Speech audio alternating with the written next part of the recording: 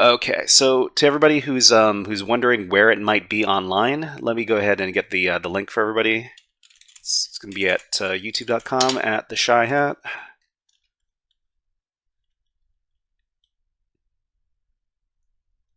Over here. Okay, and to anybody who's interested, you can go ahead and watch it over at this link. All right, let's go ahead and start the class then. All right, everybody, I hope you had a great weekend, and we're back and we're ready to learn about more cybersecurity stuff. All right, so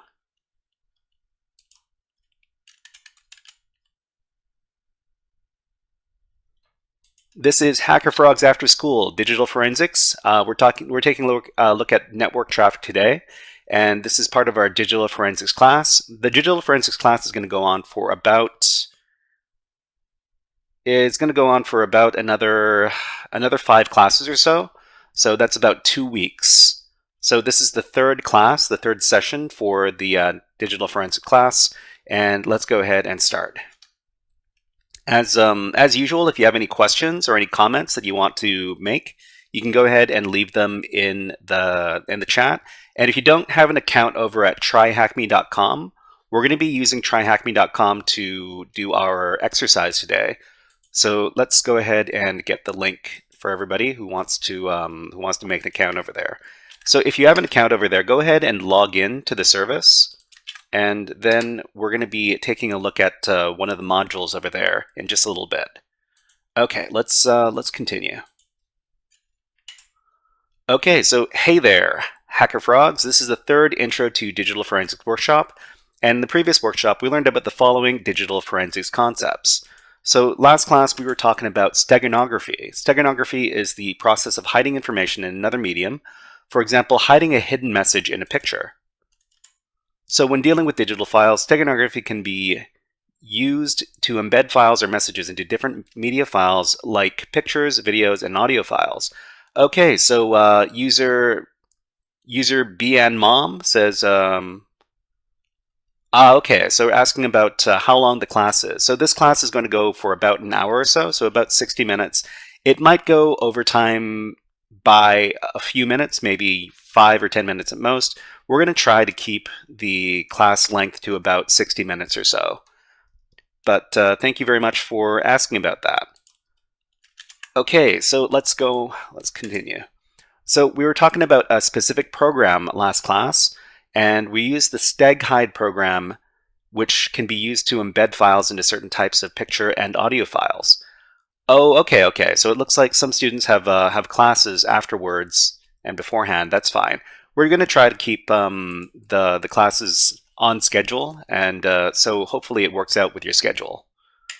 Okay, so embedding files with steghide can use password protection for added security, but it's not necessarily required. Okay, so we're going to be talking about some pretty big topics today, and in today's workshop, we're going to be talking about network logs. We're going to be talking about packet capture files, and we're going to be talking about a very popular program that's used to look at network traffic that's called Wireshark. So let's go ahead and talk a little bit about this network traffic. So when we talk about network traffic, we're not talking about traffic out in the real life with cars and such. We're talking about computer network traffic. So today's workshop is going to be talking about computer networking log forensics. There might be a lot of technical there are going to be a lot of technical terms in today's class. And if you don't understand some of what's going on, that's okay, because computer networking is a very, very large topic, and don't feel bad about not understanding all the terms.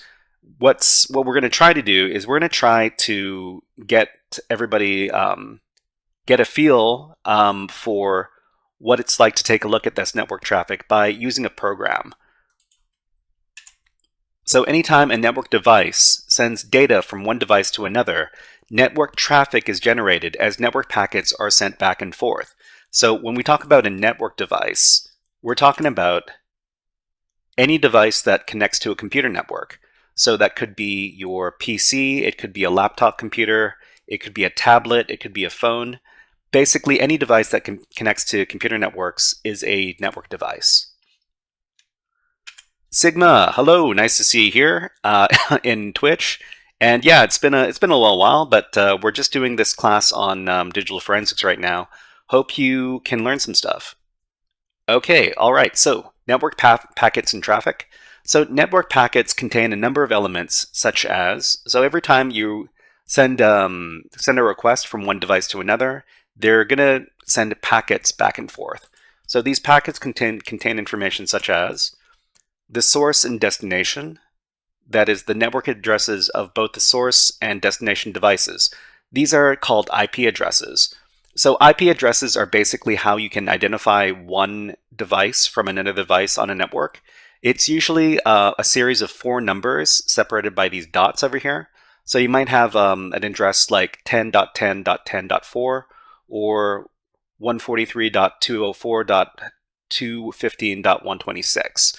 So this is how we identify devices on the network by their addresses.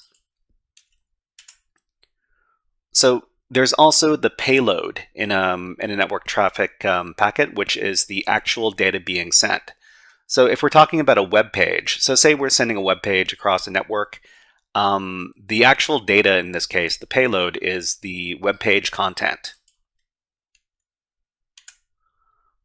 Okay, so it can also contain some header info, and that info is essential data for routing and processing the packet.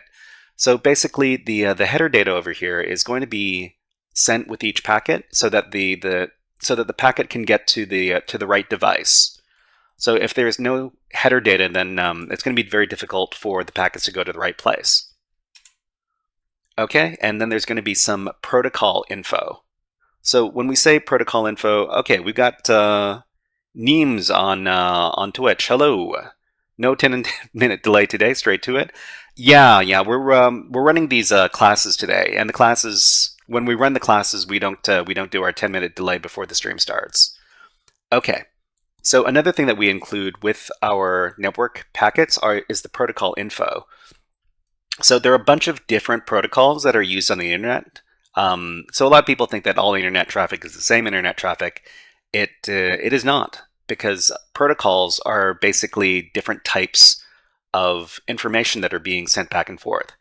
So this protocol info, depending on the type of data that's being sent, so a TCP packet, a UDP packet, HTTP packet, etc., there are going to be some protocol-specific data that is going to be included in the packet. Katie Good on YouTube asks, what technically is a request? Is it as simple as anything that you do, like click a link, type text into any field, etc.? Sorry if the question sounds dumb, and thank you for sharing knowledge. No problem, no problem. So when you're talking about a request is basically asking for some information from another device. So for example, anytime that you try to access a page on the internet, you have to send a request to the web server. So the web server is the computer or the device that's hosting the web page. And if you want to get a web page from the web server, you send a request to the web server, and then the web server sends back the web page content.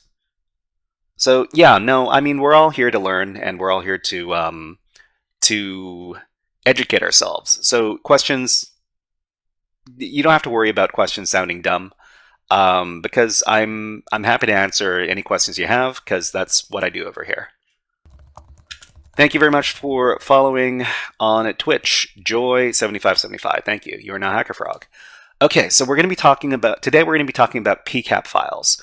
So we were just talking about different requests being passed back and forth in packets, and one very common way to group all of these packets together are in these PCAP files. So files which contain a collection of network traffic are called packet capture or PCAP files, and one specialty of digital forensics is the analysis of network traffic and PCAP files. Okay, so, and one very common program that we use to examine network traffic and do network traffic analysis is called Wireshark. So if you talk to a bunch of professionals in information technology, most of them know how to use Wireshark, and it's a very widely used program. And let's see. Neems asks, is this class strictly for Wireshark or generally? So Wireshark is just We're going to be learning how to use Wireshark, but mostly what we're talking about is how to inspect network packets and to get information from network packets, because this is something that's really important for doing digital forensics. But anyways, let's go ahead and go over to TryHackMe. So TryHackMe is a website that we use for education for cybersecurity. And let me go ahead and get the link for this particular page. So this is the page that we're going to be using to do our exercises today. And you're going to need to be logged into TryHackMe. If you don't have an account at TryHackMe, you can go ahead and make a free one. And if you need the link to make a free account over at TryHackMe, let me go ahead and get that link. So if you need to make an account, this is the link. And after you've logged in, go ahead and go to the Advent of Cyber room, which is this one over here. So the room is called Advent of Cyber 3. This is a room that was made in Christmas of 2021. It was a little while ago, but there's Wire Bark says great job. Thank you very much, Wire Bark. That's a great username. Okay, so let's go ahead and navigate over to this page. And if you're logged in to TryHackMe and you can now see this room over here, this Christmas themed room, please type in the chat, "It's Christmas again." So just type into the chat, "It's Christmas again." Okay, just like this, just so I know that that everybody is on the same page. User A says, "What do we do after logging in?" So after logging in, please, okay, let me reload the page. So after logging in, please go over to this link over here. So I've sent the link to you. So this is the link that we are going to. Okay. All right. So if you're having trouble, please let me know where you're having trouble. We'll try to help you out as best we can. Okay, so everybody, after, yes, it's Christmas again. Everybody, after you've logged into TryHackMe and you go to this page, you're going to see this little message over here. It says, to access material, start machines, and answer questions, you need to join the room. Let's see. User Venting Horse says, it's showing me a learning path. So if it shows you a learning path, what I want you to do is I want you to just paste the link into your web browser again, and then you should be able to bypass the page. So you just need to paste the link into your web page again, or just click on the link again, and you should be able to bypass that page. So after you arrive on the page, what I want you to do is I want you to click on this green Join Room button. So just below, at the top of the page, you're going to see this little blue box, and in the blue box there's a green button called Join the Room. Go ahead and click on that. And then after you've done that, you should see that the green box disappears. And what we're doing today is we're doing day number, I think it's day number 9. Let me go ahead and check. So this is, okay, I'm gonna have to get my my PDF file again. Okay, oh, here it is. Okay, so this is day number 9 of in this room. So let me reload, and it's day number 9. Day number 9, I think, is task number 14. So the days and the tasks don't really line up. So what you want to do is you want to click on day 9. Day 9 is task number 14, and the title is going to be, where is all this data going?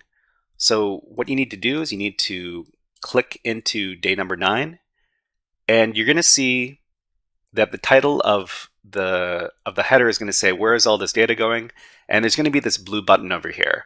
So after you've done that, go up to the top of the web page, and what I want you to do is I want you to start your attack box. So the attack box is basically a Linux system that we can use to solve the exercises over on tryhackme.com.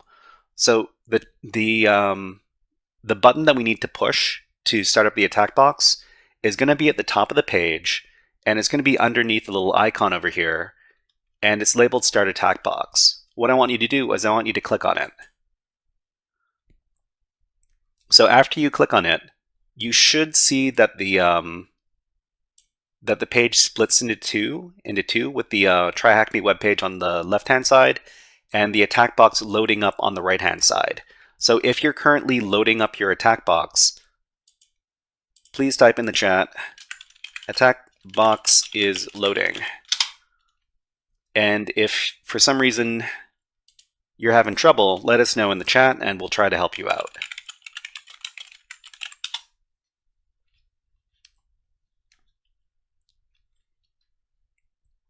So this is going to take about 2 minutes from the time that you click on the button, and then it's going to take 2 minutes to load up. But that's fine. We're going to be trying to learn a little bit more about network traffic before we do the exercise. Okay. So hopefully your attack box is loading up right now. If you're having trouble, let us know in the chat, and we will try to help you. Okay, so in the meantime, while this thing is loading up, we're going to talk a little bit more about network traffic and the way that network moves around.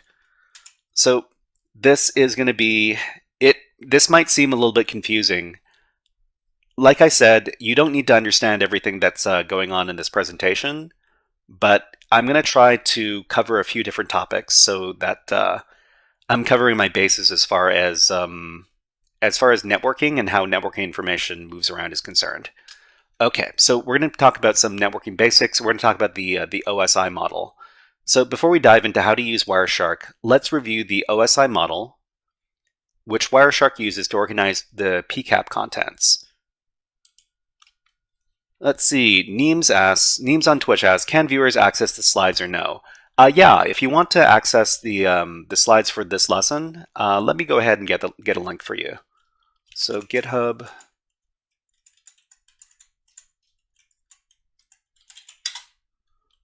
Okay, so GitHub, Hacker Frogs After School. This is Digital Forensics. Am I able to send all the slides whenever we want to go over them? Yeah, let me grab, so this is lesson 3. Okay, I'll just copy the link. So if you want to take a look at the slides, then this is the link over here.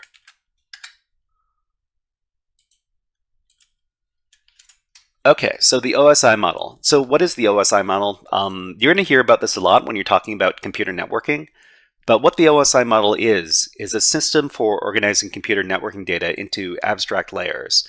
So in the OSI model, there are 7 layers. So they are as follows. There's layer 1, the physical link, which are physical devices. Layer 2, the data link. Layer 3, the network link, transport, session, presentation, and application. We'll talk about what kind of stuff happens at these different layers. We're going to go over them briefly. Like I said, I don't want to go too in detail because it's really a lot of information to talk about, and we only have about an hour or so of class, so we're going to try to keep it brief. So the first layer in the OSI model is the physical layer. So the physical layer represents the physical connection between devices and the sending and receiving of raw data bytes over the raw data bits over the physical medium.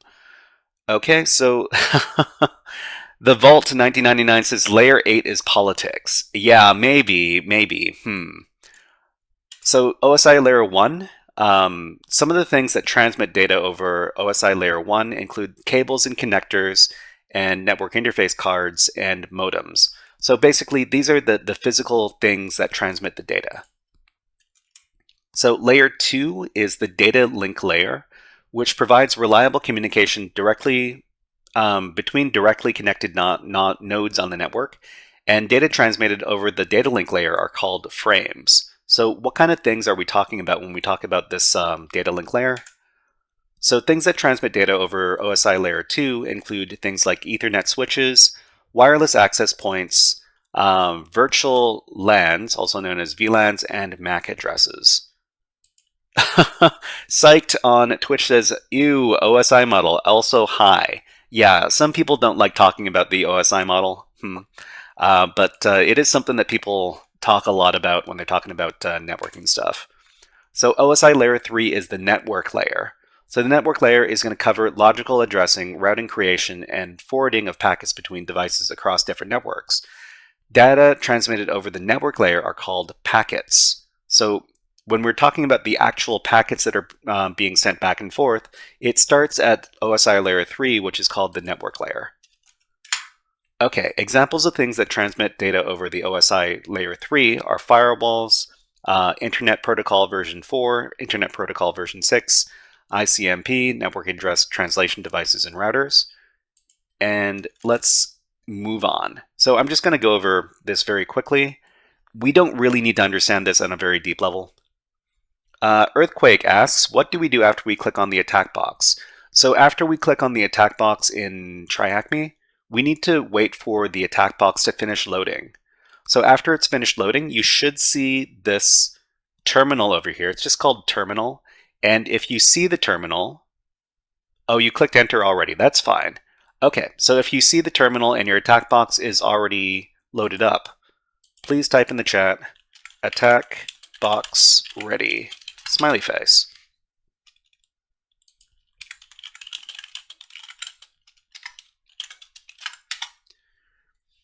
Okay, so let's finish our little presentation on OSI, and then we'll start with our Wireshark stuff. Okay, so OSI layer 4 is the transport layer. So OSI layer 4 is the transport layer, which handles end-to-end communication, error detection, correction, and flow control in a network. Data transmitted over the transport layer are called segments. Examples of things that transmit data over the OSI layer 4, these are Transmission Control Protocol, TCP, User Datagram Protocol, or UDP, port numbers, multiplexing, and socket programming. So from here, it just becomes more and more, it becomes less and less physical and more about programming, programs rather. So OSI layer 5 is the session layer, which manages communication sessions and the orderly exchange of data between the devices. Data transmitted over the session layer is called data units or session data. So examples of things that transmit data over OSI layer 5, these are going to be web browsers or web servers, remote desktop protocol, or also called RDP, and network printing. Then we've got layer 6, the presentation layer, and that deals with encryption, character encoding, data compression, and format conversion. Data transmitted over the presentation layer is called data units or presentation data. And examples of things that transmit data over the OSI layer 6 are media players, transport layer security, TLS protocols, file format converters, encoding libraries, and encryption/decryption software. And the very last layer is the application layer. And this deals with end user applications and offers a standardized interface for diverse apps across a network. Data transmitted over the application layer are called application data or messages. And examples of things that transmit data over the OSI layer 7 are web browsers, HTTP, email clients, messaging apps, DNS, and database management systems, also called DBMSs. Weird Fox on YouTube says, hi. Interesting, I learned it in 1 year of university. Still can't figure out anything. Yeah, you're not going to learn about the OSI model in one lesson. People spend a lot of time studying this stuff, but I just wanted to mention it because Wireshark organizes its information by using the OSI layers. So when we're talking about Wireshark and the OSI model, Wireshark packet details, they're going to organize its expandable tabs according to OSI layers. So we've got information in each one of these packets, and they're going to correspond to the OSI layers. Note that not all the packets are going to contain layers in all 7 of the OSI sequences, but most of the packets are going to contain data for OSI layers 1, 2, and 3. So let's get to the hacking. So let's go ahead and go over to TryHackMe, and if your attack box is ready, you're ready to go. And what you want to do is you want to click into this terminal over here, and then you want to hit the Enter key to close the window. So after you do that, what we're going to do is we're going to open up the file that we're going to be using for today's exercise. So it's I'm going to make this as easy to follow as I can. What you want to do is you want to go over to this folder over here. So in the AttackBox desktop, there's going to be this folder called Roots Home. You want to double click on that to open it up. And then after you do that, there's going to be another folder called Rooms over here. So it is Roots Home, and then click on Rooms. And then after you click on Rooms, there's this one over here called AOC3. Wait, what I see some chatters in Twitch. They say that the OSI model is a necessary evil. It wins the fight against the evil or evil, blaming the network. That's a great point. That's a great point, Mr. Ferguson. Yeah. Okay, so you go to root, you go to rooms, and then you go to AOC3. So click on AOC3, and this is day 9. So AOC3 and then day 9. And then there's going to be this file called aoc3.pcap. So that's the file that we want to use. And go ahead and click on it. If you need me to repeat that, then go ahead and let us know in the chat. I'll try to repeat the process for people who didn't pick up on that. Okay, Weird Fox says, I believe in HTTP we can see the stream and messages in clear text. Why is it so hard to do it in HTTPS? So HTTPS is encrypted, and you see, yeah. So that's why it's hard to see the stuff in clear text. Let's see. User A says, my attack box was loading. Can you please repeat? Okay, so this is what you do. Earthquake asks, what does HTTPS stand for? So HTTPS stands for Hypertext Protocol, Hypertext Transmission Protocol Security. So that means that it's the same as HTTP, which is the regular version of web pages, only it has security on it. Okay, this is what you do. So you want to click on Roots Home. The first thing, if you see the terminal, you want to click on it, and then you want to hit the Enter key to close that terminal window. And then you click on Roots Home, and then you click on Rooms, and then you click on AOC3, and then you click on Day 9, and then you click on AOC3.pcap.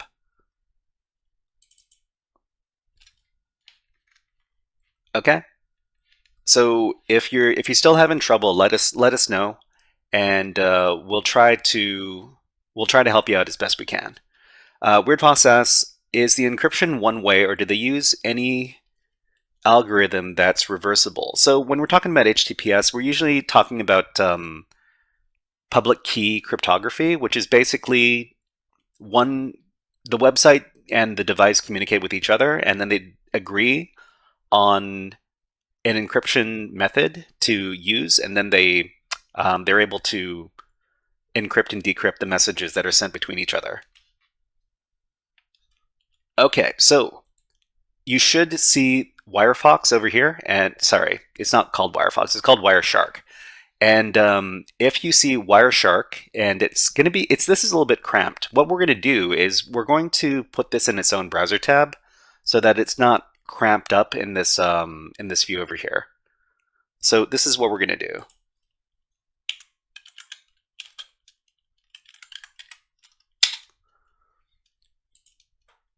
In the middle of the screen, I want you to go down to the bottom. And at the bottom of the screen, there's this button over here called View in Full Screen. I want you to click on that. So click on this little button at the bottom of the screen in the middle. When you do that, you're going to see another browser tab open up in your web browser. And that's going to be in full screen.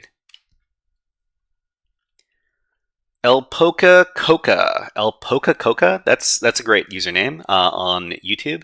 Hello, nice to see you here. And let's see. Okay, so if you manage to successfully put your attack box in its own web browser and it takes up the full screen, let us know in the chat by typing in, I don't know, it's full screen now. It's full screen now.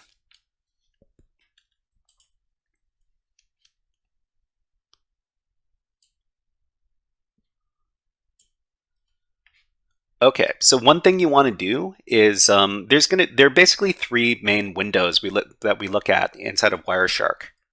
So in Wireshark, there's going to be this list over here. This is the list of packets that are in the packet capture file, and there's going to be this. So this is the list view.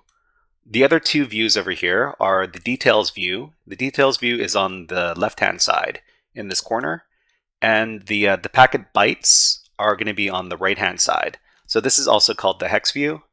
And what we want to do is we want to make sure that they're all kind of even. So we can go ahead and click on each one of these windows to drag it around and to resize it. So we just want to make sure that it's comfortable for us. Okay, and then let's talk a little bit more about what's going on inside of these windows. So let's go back here.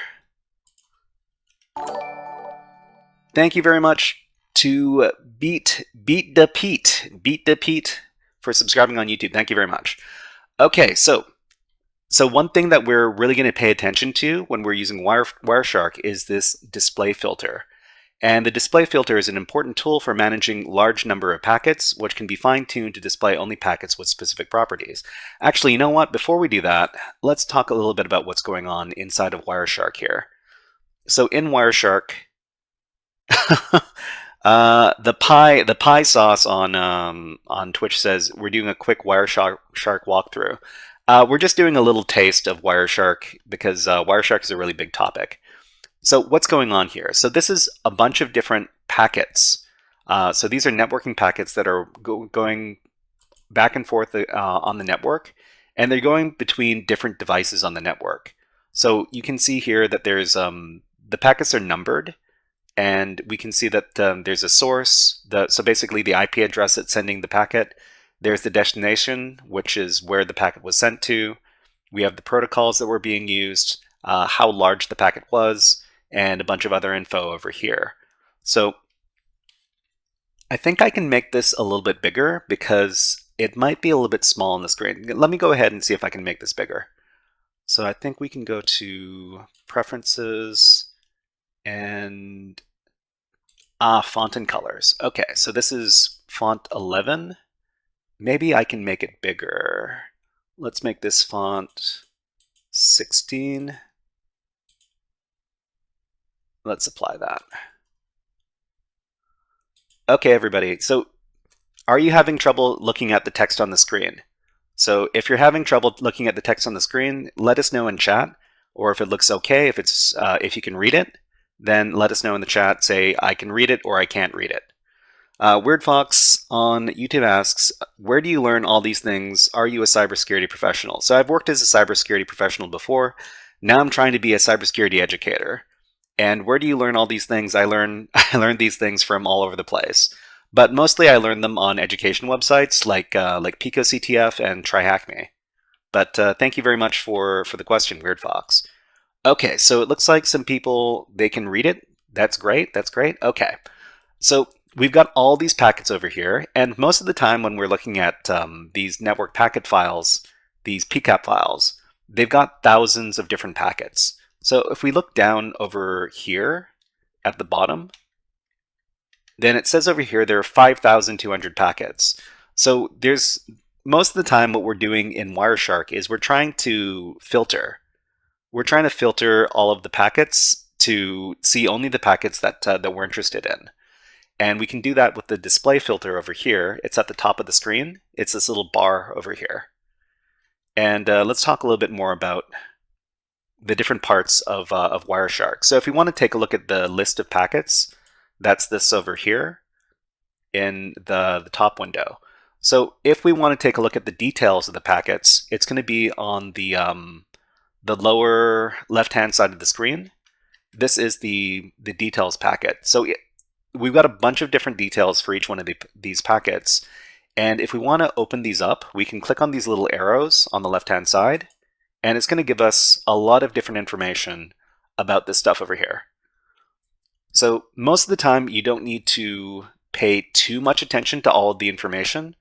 I'd say don't try to focus on all the details because there are too many little details in each one of these packets.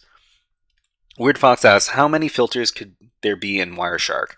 There are a lot of filters in Wireshark, and most of the time people have all sorts of guides and stuff to help them find the different filters that they want to use. We're going to be using a few filters today, and they're just going to be very basic ones. And so this is the details view for the packet, and the actual contents of the packet, you can find it in here. This is called the packet byte view or the packet hex view. So basically, this is the contents of the packet, and most of the time when we're sending encrypted data, the encrypted data is going to look like a bunch of gibberish, and you won't be able to read it. So that's why the some of the packet data, it doesn't look like actual human readable stuff. So this is what it would look like, and this is what it looks like in byte form. The reason why we've got this byte view over here is, sorry, the hex byte view. The reason why we've got this hex byte view is because not all of the information being sent over the network is human readable, and the hex bytes are human readable. So this is a human readable version of something that's not usually human readable. Anyways, let's go ahead and go back to the Try Hack Me page. We're going to talk about the different things that we need to do to answer the question. We need to answer some questions in this module. Let's talk about that. Okay, we've got ads.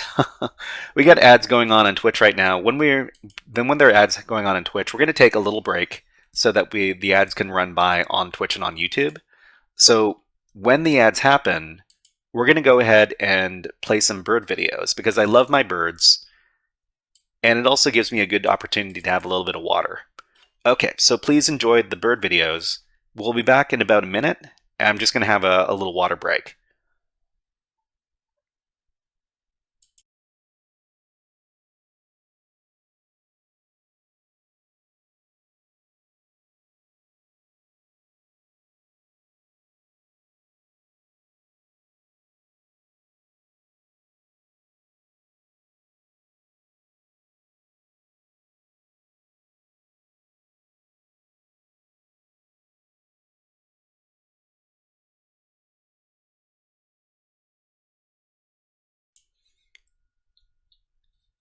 Okay, so we've got some questions on YouTube.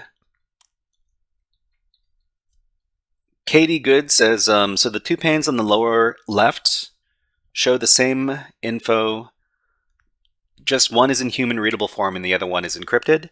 I wouldn't say human readable form. I'll talk about it after the break is over. Okay, so let's see. Weird Fox asks, "Is this your CCTV?" Yeah, I did take this footage with a camera, with a security camera, but I basically turned the security camera into a bird watching camera. Anyways, let me put the birds away, and we'll continue on with the lesson today. Matthew on YouTube asks, "Are you a cybersecurity engineer?" I'm not a cybersecurity engineer. I have worked in cybersecurity before, but right now I'm trying to be a cybersecurity education person. So let's go ahead and we're going to talk about what is in Wireshark here. So let's see. Katie Good asked what was in the lower right view. So these are the bytes. This is the byte representation of what is in the packet, and so this is the byte view. On the right here, on the right hand side, this is what it would be if it was human readable. So obviously this doesn't look like anything when we're talking about human readable. That's because this is an encrypted packet. And sometimes the stuff is encrypted, which means that we can't read it, but when it's not encrypted, we should be able to read it. Okay, so let's go ahead and get some answer some questions on TryHackMe. So over here, we've got a question. So we can just scroll all the way down. If you want to read about all of the information, there's a lot of information on the TryHackMe task over here. This is task number 14 on the page. But what we're going to do is we're going to try to answer some of these questions by doing some stuff. And so the first question over here, it says, HTTP number 1 get request section. What is the directory found on the web server? So what we're going to do is we're going to answer some questions by doing some stuff in Wireshark. Okay, so in this case, we need to get some HTTP packets, and we need to filter on this. So what we're going to do is we're going to go over to Wireshark, and we're going to go over to the display filter here. So the display filter is going to let you filter out packets depending on whatever criteria you give to it. So click into the display filter, and we want to take a look at HTTP packets. So type in the word HTTP dot, let's see, HTTP dot requests dot, hold on. This can get a little bit confusing, so I actually wrote myself a little guide. So the guide is over here. And if you want to take a look at the guide yourself, then it's going to be on this page. Let me go ahead and give it to everybody in chat.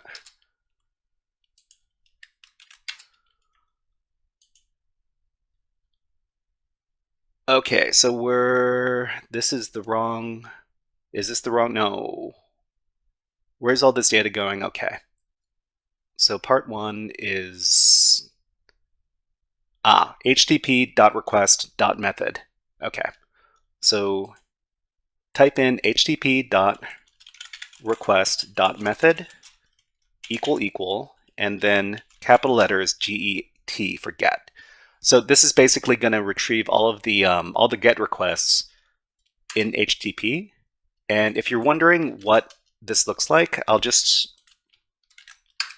this is what you want to paste into the filter window. So this right here, http.request.method equals get. This is going to get only the HTTP packets that are sent with the GET request. So when we say GET request, that just basically means that it's a request to a web page to get some information. And what the question asks us is, which directory are we looking at? So when you take a look at the info over here, so there's this info column. There's length, there's protocol, there's destination source. They're all going to a particular directory. So most of them are going to one directory. Can you tell me what that directory is? Matthew says, I'm going out for dinner. I'll definitely subscribe. Thank you very much, Matthew, and have a great dinner. Hope to catch you later. So in this case, it's going to go to this login directory over here. So this is the answer for the first question that the room is asking us for. And we're just going to go over to TryHackMe, and it asks which directory is found on the web server. The answer is login. So just type in the word login and then click on submit. And then it says that's the correct answer. Okay. All right, everybody. So if you managed to successfully answer this question over here, please type in the chat Q1 done. Smiley face. So we got the information by filtering out all of the packets that we didn't need, and then taking a look at the packets. Okay, let's go back. Actually, no. Before we go back, let's take a look at the next question. So the next question is, what is the username and password used in the login page? So HTTP post section. So we're not talking about the GET requests anymore. We're talking about post requests. So in HTTP, GET requests are the requests that get information from a web page, but post requests are requests that send information to a web page. So this is going to be what we're going to do to get the post requests is we're going to change the method in the filter window. So we're going to change it from get over to post. So just highlight get and then type in post in all caps, just like this, and hit enter again. So these are all the packets that just send the HTTP post requests. There are not very many of them. And what we're looking for is a password. So what we can do is we can go over to the bytes view, and you can see that the bytes, this time we can read what's going on in the packet. Because, so even though this is the hex representation, this is the text representation. WeirdFox asks, what could be the suggestion on starting to learn ethical hacking literally from knowing nothing? So if you want to learn ethical hacking from knowing absolutely nothing, I would start with PicoCTF. So PicoCTF is a great little website.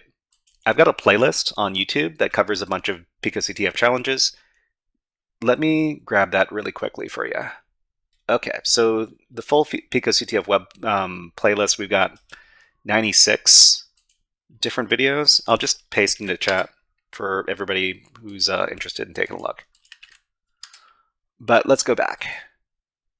Okay, so in this window, you can scroll all the way down, and at the very bottom of this first packet here, there's going to be a password. So when you see the password here, I want you to double click on the password. So when you double click on the password, it's going to bring up exactly this information as it appears in the details view, the packet details view over on the left-hand side.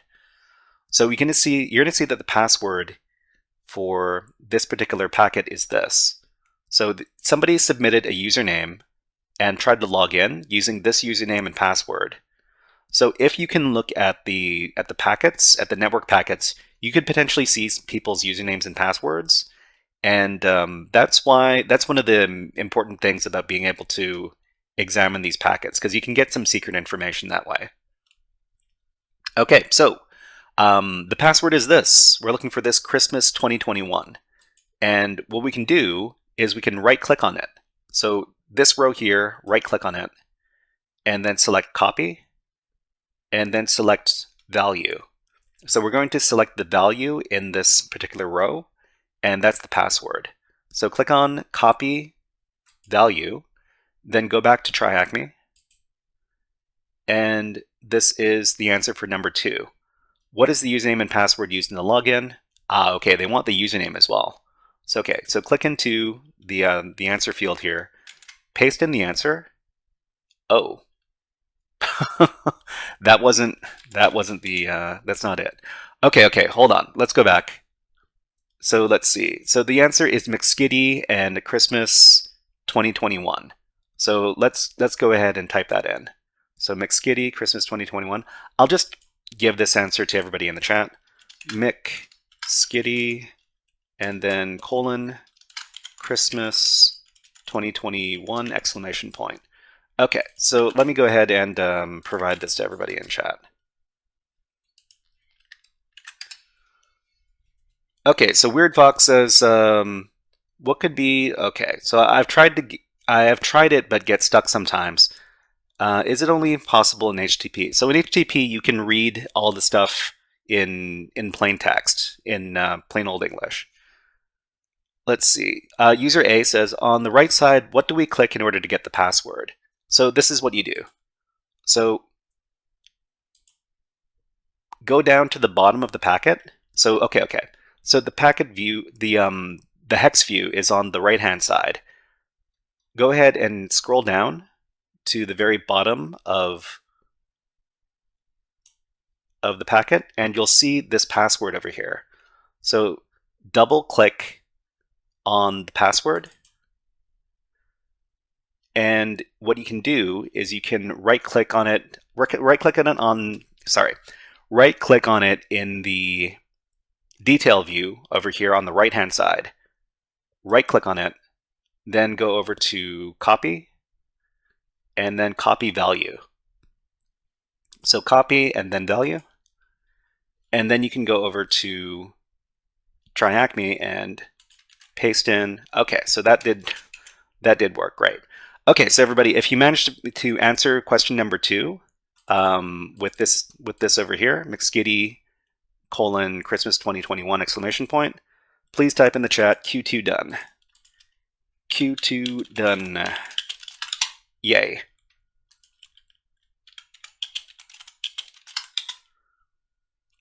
And if you're having trouble, let us know. We'll try to help you out as best we can. Okay, we've got a few more questions to go. I think there are 6 questions, or I think there are 7 questions that we have to answer in total.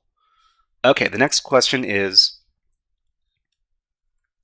what is the user agent's name that has been sent in HTTP number 2 post section? Okay, so I think they're talking about the HTTP post requests over here, and we can see them over in here. And what we're looking for is the user agent. So user agent is basically the type of browser or the type of device that was used to access a web page. So what we can do is we can scroll up to the top, and at the very top, you're going to see user agent over here. So at the top, you're going to see the word user agent, and what you can do is you can double click on that. So when you double click on it, you're going to see it highlighted over here in the detail view. So what you want to do is you want to right click on the user agent here. And Grolden, hello, nice to see you here on YouTube. Welcome to the stream. Right click on it and then do copy value. So right click, copy value, and this is the user agent that we're going to use for the answer, okay? WeirdFox says, everybody uses HTTPS, nobody is using HTTP now. You still see people using HTTP, and it's important to understand that there's a lot of redirection between HTTP and HTTPS, but we're not really talking too much about that particular detail in today's lesson. But anyways, let's go back to here. This is question number 3. What is the user agent's name that has been sent in this section? Go ahead and click on the field and then paste in the answer. It should be try hack me user agent something like this. But go ahead and submit that. And I'll just leave it in the chat just in case you want to use this instead. Conrado Fix, hello, nice to see you here. Okay, let's move on to the next question. So the next question is this. So it says here, in the DNS section, there is a txt DNS query. What is the flag in the message of the DNS query? So DNS is basically, can you explain the user after the agent part? Okay, let's do that again. Okay, so inside this these HTTP packets here, you're going to see at the very top, there's going to be this user agent section. So user agent is the type of device that's being used to access the web page. Double click on it, and then after you double click on it, you're going to see this highlighted here in the on the left hand side.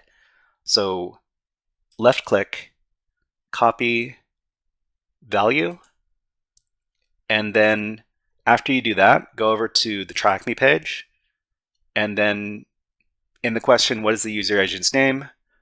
Click into it and then paste in the answer and then click on submit.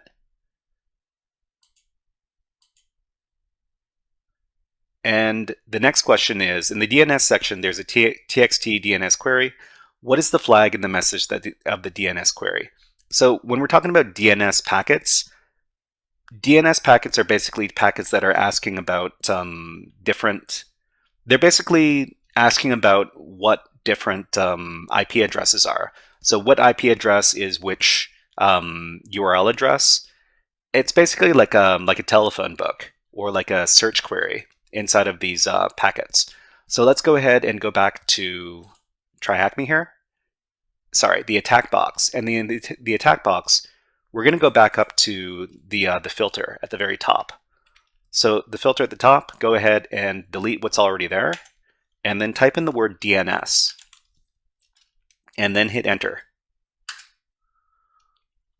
So after that, you're going to see all of these DNS packets. So Weirdfox asks, what is your opinion about US for cybersecurity jobs? I would like to work in the US. There are a lot of cybersecurity jobs in the U.S. I don't live in the U.S., so I don't do any U.S. cybersecurity jobs. But it's a pretty competitive market in the U.S. for cybersecurity jobs. Okay, so what question do we have to answer? So in the DNS section, there is a txt DNS query. What is in the flag in the message of the DNS query? Okay, so what we're going to do is we're just going to go over to here, and we're going to look for a txt packet. So what we can do is we can click on the search filter here. So we're going to do DNS dash txt, or is it DNS.txt? So DNS.txt is only going to get the DNS packets with the txt flag, and there's only one. So DNS.txt at the top over here, and that's going to filter out everything but one packet here.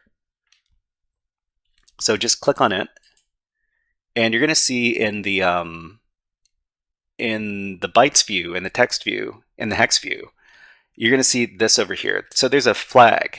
A flag is basically some text that's wrapped up in these curly braces over here. You can double click on it, and you can go down, and you're going to see this txt AOC3 is awesome, and then there's this this flag value. So go ahead and right click on it, right click on the row, and then copy value.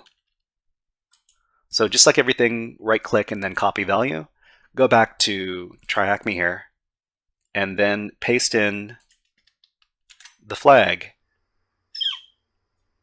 Thank you very much, Weirdfox, for redeeming the no flicker video. Okay, so I think we only want this part over here. We don't want the AOC3 is awesome part. So just delete that. And oh, it looks like we want all of that stuff. Hold on. We want all of that stuff. Sorry. So paste in everything, and then click on submit.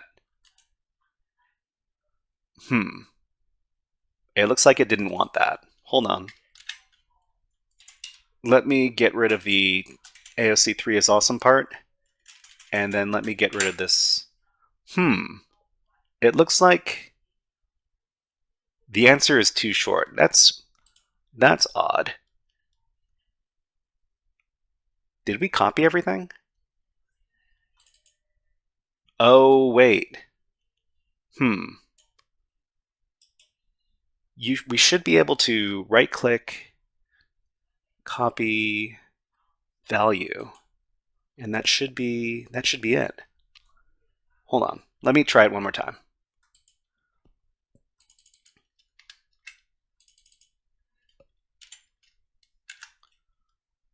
It only copied some of the flag. That's weird. Let me go ahead and get the rest of the flag. So after everything after 1AA. 1AA.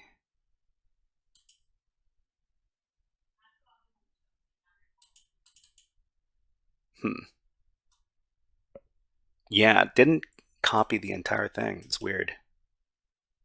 Let's see. Copy all visible items. Okay, then let me try that one more time.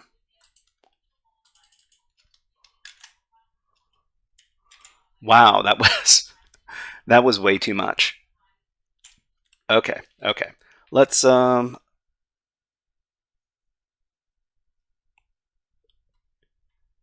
why is this not working?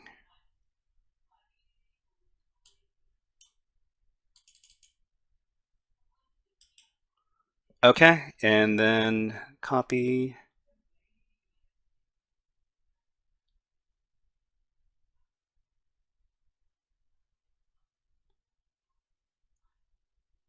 Let me just copy everything, and then I'll try to.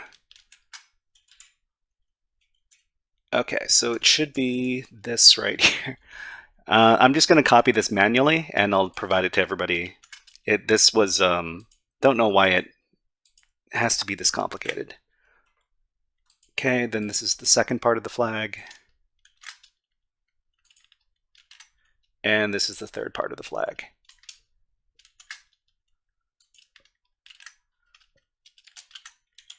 Okay, so this is the flag.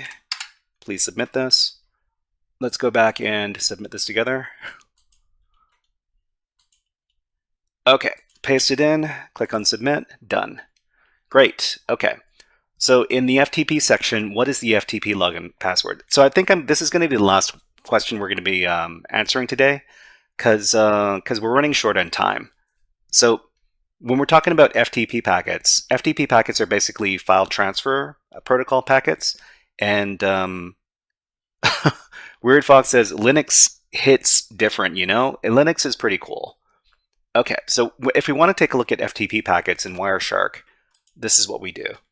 So just go over to your filter bar over here and get rid of what's already there, and type in the word FTP, and then hit enter. And these are all the FTP packets that were sent over the network. And what we need to do is we need to get the password for the FTP login. So when we go over to FTP, we can see that there's somebody submitted a password over here. So this should be the third packet. So somebody submits a username, and then somebody submits a password. So click on the third packet. Actually, no, it's the fourth packet. And then you're going to see this password over here. So pass, and then this one. So double click on that. And then go ahead and go over to the left-hand side, right-click it, then do copy value. Then go back to try hack me, and then answer the question, what is the FTP password? Paste in the answer, try hack me over here, click on submit. Okay. All right, everybody. So if you managed to complete that question, let us know in the chat by typing in question. Which question was this? I think this is question 6, question 5. Q5, done. Smiley face. And as usual, if you were having some troubles, let us know. Let's see. Can you repeat how to answer this question? Okay, so this is what you do. Go over to your Wireshark, and in the display filter over here, just type the word FTP in, because we're taking a look at the FTP packets. So hit enter after that, and then, so keep in mind that over here, there's one packet, I think it's the fourth packet, it says pass, and pass stands for password in this case. So click on that packet, and then over here it says pass, and then it says try hack me something something. So double click on that, then go over to the left-hand side. You're going to see this over here, request argument, try hack me, right click, do copy value, then go over to the try hack me page and paste in your answer here, and then click on submit. Okay. So Weird Fox says, one day I downloaded a file from the web. Instead of downloading it in the downloads directory, it saved it somewhere randomly. That sounds a little bit suspicious. But let's go ahead and finish out today's lesson because we're running out of time. Okay, so let's review the digital forensics concept we learned in this workshop. So we learned about a lot of stuff, but more importantly, we got hands-on with the Wireshark program, and we're going to be using the Wireshark program in the next class to learn some more tricks that we can use with Wireshark to get exactly the information that we want. So network traffic. Anytime a network device sends data from one device to another, network traffic is generated as network packets are sent back and forth. So PCAP files. Files which contain a collection of network traffic are called packet capture files. And one specialty of digital forensics is the analysis of network traffic in PCAP files. And Wireshark. Wireshark is a program which is widely used for network traffic analysis, and we're using it to learn about analyzing PCAP files. Okay, so what's next? So in the next digital forensics workshop, we're going to practice more network traffic analysis with the TryHackMe platform. So everybody, please look forward to that. All right, so I'm going to be finishing out today's lesson for the Zoom students. To everybody on YouTube and Twitch, we're just going to go over to Be Right Back screen, but we're going to be back in a few minutes, and then we will continue on with our live stream. Okay, so we'll see you in a few minutes.